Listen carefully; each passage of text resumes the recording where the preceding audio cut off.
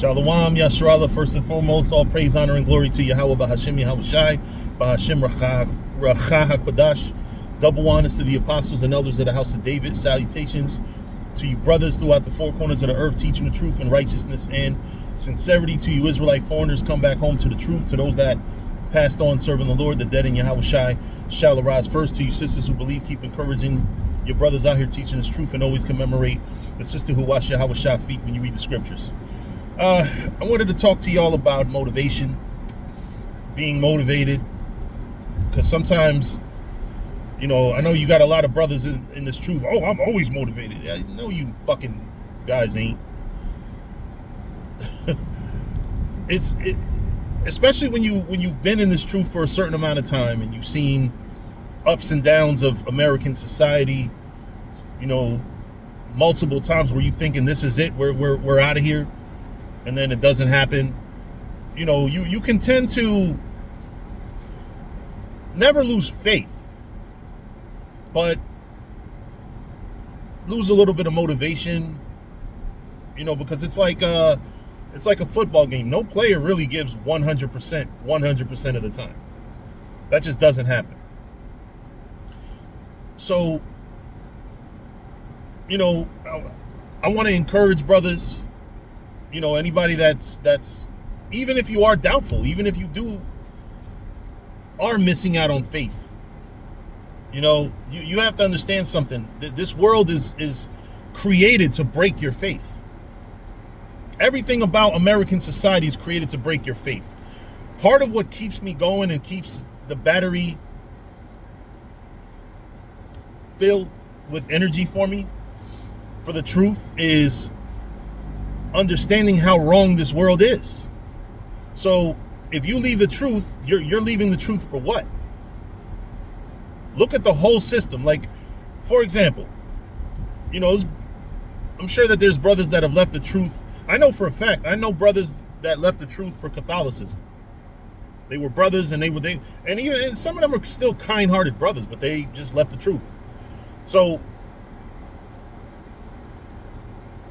the problem is, the brothers that left the truth for Catholicism, I don't think they factored in that they left the truth for idolatry. Like, take a gander into whatever you're thinking of leaving the truth for. Whatever other arguments of any other religions or any other thoughts.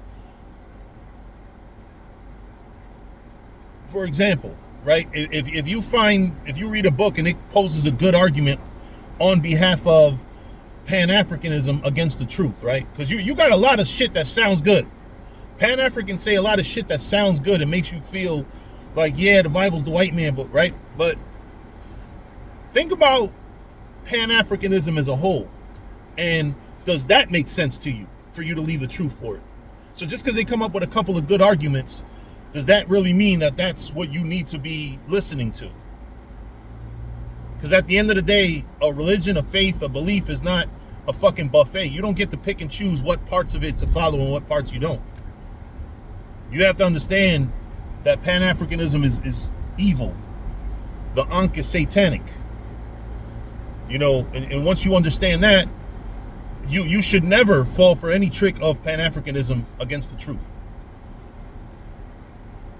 You know, but also, you know, I wanted to impress upon you brothers, a lot of y'all out here, you know, maybe feel like you're not contributing what you should or being, because one thing about being in the truth is you got a lot of overzealous niggas that walk around acting like they got an S on their chest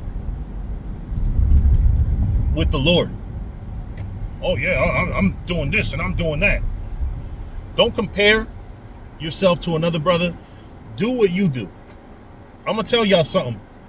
The brother Zakaria in my camp, for example, at the end of every camp, he says the word repent. It just says the word repent. That one small contribution to every single camp video, you never know, right? I'm gonna put out a scenario. You know, we close up camp, you know, you got somebody that was listening and like, yo, they say a lot of good shit. You know, a nigga that would be edified. edifying is one thing, but inspiring is a different one. So what if somebody listens to the video, they don't want to make a change in their life? Because trust me, there's a lot of people that love the truth, but love it in a sense of, hey, they say a lot of good shit, but they'll walk away and listen to Pan-Africans. They'll go and listen to Sonetta and all of them motherfuckers, and they'll never make a change in their life for anything, right? But those, you know, now they were edified. Like me, I'm a perfect example. I first heard the truth back in '96. Some of you wasn't born, but I didn't come into the truth till 2000. So for those 4 years, I was edified all the time by Hebrew Israelites. I would walk the streets. I would stop anytime I saw brothers, anytime. Because even though there was a time period where I believed in Nubianism. Don't even Google that shit. It's not worth it. But I believed in it, and in their teachings, they say that the Hebrew Israelites are teaching lies and falsehoods. But they also credit the Israelites with teaching a lot of smart shit. So I always had respect and stopped by anytime I saw a camp. I always would listen.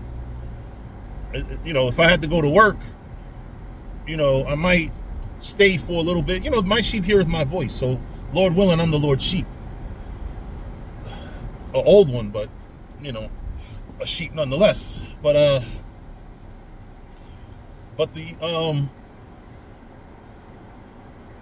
at one point, this as much as I hate to call him an elder because I know him now, but Zaquan Malak, I think it might have been Zaquan Malak that's basically told me to come to the school. And once I started going to school, he wanted to bring me out to camp. So as much as I don't really vibrate too much with that man, I gotta admit that he inspired me. It's one thing to be edified and it's one thing to be inspiring. So here's the scenario that I was laying out, right? You might got a man sitting in some project in Louisiana, doing crime and shit, but he happens to watch all of our camp videos and even some of our personal videos. And then at the end of every video, he keeps hearing the word repent. And then the man's like, all right, they say a lot of good shit. This is what I've been taught by the world, blah, blah, blah. And then he realizes, one of these brothers keeps saying repent. Let me find out what repent is. And then that alone gets him to repent.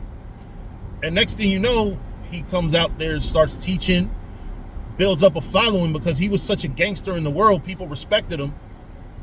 He was probably a stand-up dude. And next thing you know, you got a whole camp of brothers that men of valor, we don't even know about them. We don't even know that they exist.